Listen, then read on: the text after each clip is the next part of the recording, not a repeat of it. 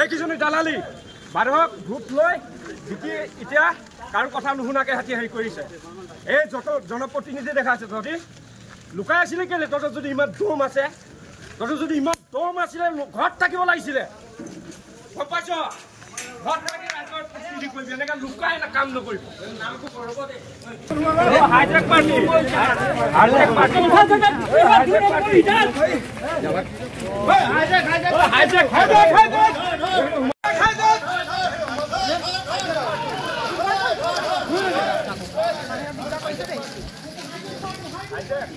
মণ্ডলৰ মানুহে নাজানে, বুধৰ মানুহে নাজানে, আজি 4 দিন ক'ত আছে নিজৰ মতা মানুহটোৱে নাজানে যে তেখেতসকল ক'ত লুকাই আছে।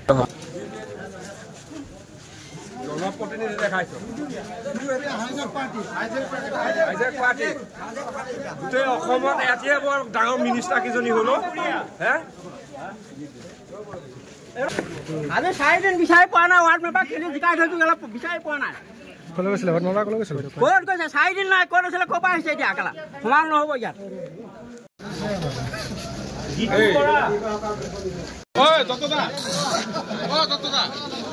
ক'ত আছে?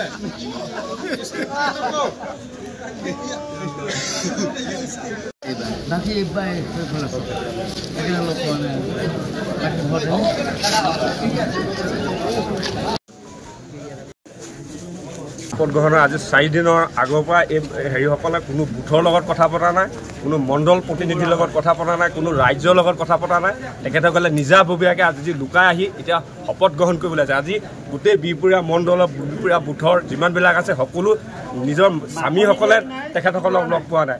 গতিকে তেখেতসকলে লুকাই আছে।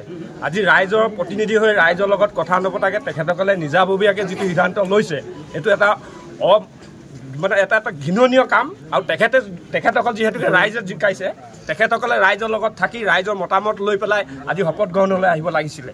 আজি প্ৰত্যেকখিনি মানুহে চবেই চাই আছে, ৰাতিপুৱাৰ পৰা ইয়ালৈকে তেখেতসকল অহা নাই। এতিয়া গাড়ীত আহিছে, ডাইৰেক্ট শপত গ্ৰহণ কৰিবলৈ আছে। কিমানগৰাকী? 4গৰাকী আমি বৰ্তমান দেখিছোঁ। মানুহে তেখেতসকলক জিকাইছিলে, সেইসকলৰ পৰা তেখেতসকলে আজি 4 দিন ক'ত আছে নিজৰ মতা মানুহটোৱে নাজানে যে তেখেতসকল ক'ত লুকাই আছে। তেখেতসকল যদি ৰাইজৰ কাম কৰিবলৈ আহিছে, তেখেতলোকে অপেন ঘৰত থাকক, কাক সমৰ্থন কৰিব কাক নকৰিব তেখেতসকলৰ নিজাববীয়া ডিচিশ্যন।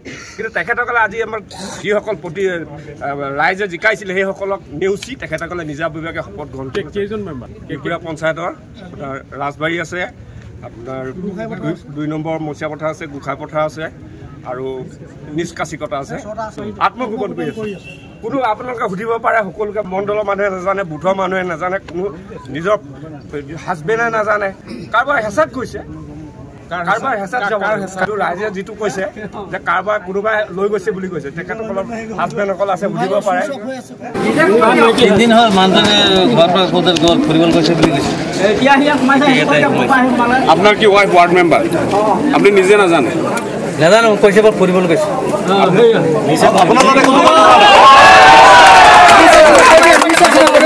আপোনাৰ লগত একো যোগাযোগ নাই নেকি?